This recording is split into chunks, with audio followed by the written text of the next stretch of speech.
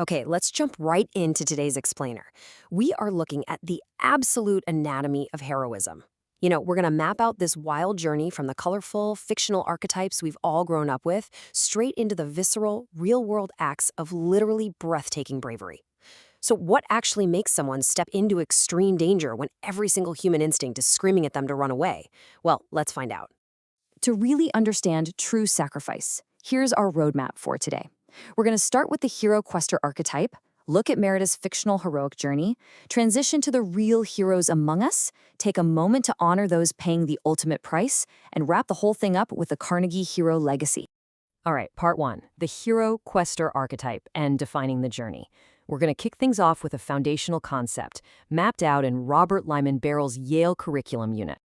So, what exactly is the American hero quester? Basically, it's a narrative archetype focusing on an individual's journey to face extraordinary challenges, defy expectations, and undergo some kind of profound transformation. The crucial takeaway here is that this archetype gives us a really powerful lens. It helps us examine exactly how we, as a society, process the whole idea of overcoming overwhelming odds. I mean, it's pretty much the absolute blueprint of bravery that we use to tell all our favorite stories. Moving on to part two, Merida's fictional heroic journey.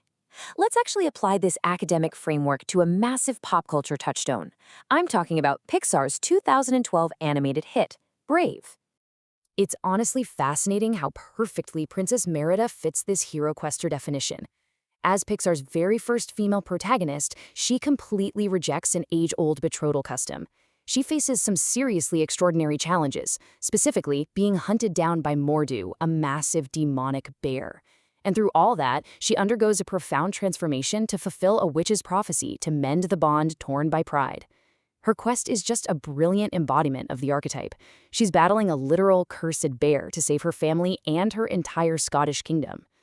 If you break her journey down, it hits three distinct steps. First up, she rejects tradition and runs off into the forest. Step two, she follows those magical, glowing will-o'-the-wisps and gets a witch's spell. And step three, she defeats the beast and reverses the curse right before the second sunrise. The whole thing is spectacular and visually dazzling. But notice something really important here. It perfectly resolves itself through courage, sure, but also with a huge, healthy dose of magic. Which leads us to a pretty stark pivot. What happens when heroes don't have magic? What does true, raw heroism actually look like when there are absolutely no spells, no magical will-o'-the-wisps leading the way, and failure means absolute, irreversible tragedy? Just look at the contrast here. Our fictional hero, Princess Merida, is armed with a bow, fighting a magical bear to save the day.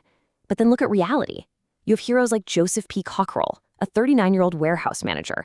Armed with absolutely nothing, he climbed all the way into the cab of a burning dump truck, with flames shooting up like 20 feet in the air, by the way, freed an unconscious driver's trapped foot, and somehow pulled him to safety. It's wild. This really illustrates the jarring transition from the colorful, guaranteed happy endings of a Pixar movie into the gritty, terrifying life-or-death reality faced by everyday people. This brings us to part three, real heroes among us. Let's see how this all builds by looking at some truly staggering accounts detailed by the Carnegie Hero Fund Commission. I mean, just imagine the environments these people are stepping into, plunging into a 68-degree ship channel from 8 feet up, rescuing a drowning teen who was wearing a backpack stuffed with 50 pounds of weights, pulling bleeding victims out of burning SUVs, and getting into violent, bare-handed struggles with attackers over a discharged firearm. Listen, these are not fantasy settings from a movie script. These are the immediate, chaotic, and downright terrifying situations that 16 ordinary people threw themselves into just to save total strangers. Take Mickey Wilson, for example. He literally scaled a ski lift cable to rescue a 30-year-old skier whose backpack had gotten tangled in the chair, choking him unconscious. I want you to imagine the visceral terror of this exact moment. Wilson, a 28-year-old ski instructor, climbs a tower, straddles a 2-inch steel cable, and pulls himself 30 feet across it, more than 2 stories up in the freezing air. He swings his body down, catches a knife thrown by a ski patroller on the ground, and cuts the guy free just in the nick of time. Now that is a real-world hero quest, completely defying every expectation. Or consider John M. Murphy, a 39-year-old stay-at-home dad who jumps straight into the 44-degree rushing waters of the Sacramento River. He actually got behind a 71-year-old man who'd been swept away, braced his own feet on underwater rocks, and physically held the man's head above the freezing water. With zero magical or superhuman endurance, Murphy fought off hypothermia for an entire hour until rescue teams finally showed up. He just anchored himself in a freezing, raging current to keep another human being breathing. Unbelievable.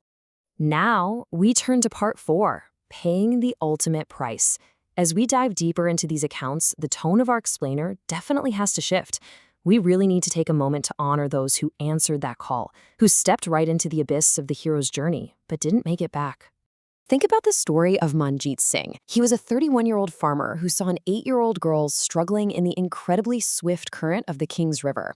Now, Singh did not know how to swim. Just let that sink in for a second. Yet his story is so profoundly human and heartbreaking.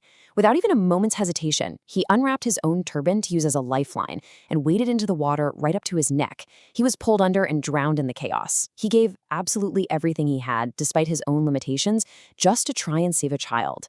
And it is a deeply sobering reality that among the 16 recently recognized Carnegie heroes, 3 of them were teachers. Look at these names. Thomas Kenning, 38, who drowned fighting 4-foot waves and awful rip currents in Lake Michigan to reach a 16-year-old girl.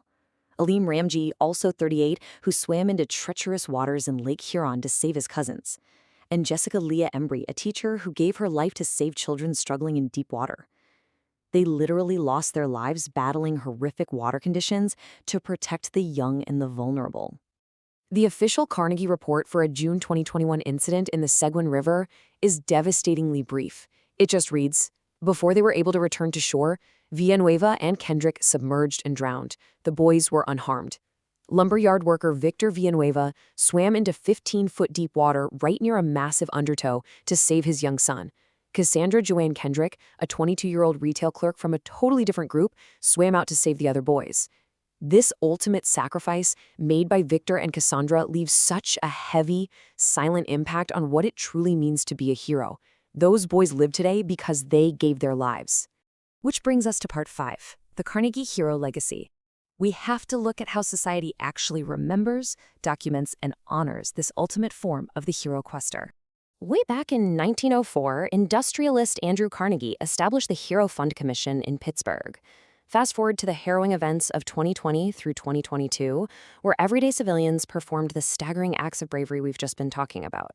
And then in 2023, these 16 individuals were officially recognized with the Carnegie Medal, which is North America's highest honor for civilian heroism. For well over a century, this institution has meticulously tracked, honored, and financially supported people who step into extreme danger for complete strangers. 10,371. That is the exact number of individuals who've been awarded this incredible honor for civilian heroism since the fund kicked off in 1904.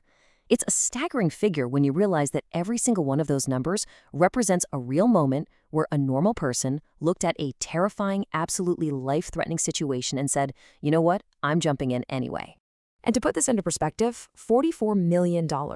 This massive figure represents the one-time financial grants, the scholarship aid, continuing assistance, and death benefits given out to these heroes and their surviving families over the last 119 years. It's just an amazing testament to an enduring commitment to make absolutely sure that those who sacrifice so much are never forgotten and that their families are taken care of. So, as we wrap up today's explainer, I want to leave you with one final, pretty heavy thought. What are you willing to sacrifice when the moment calls for a hero? We all love the hero quester archetype when they've got a bow, a magical spell, and a guaranteed happy ending. But when that magic fades out, when there are zero safety nets, and only a harsh, immediate reality is staring back at you, what would you do? Thank you so much for joining us, and I'll leave you to think on that.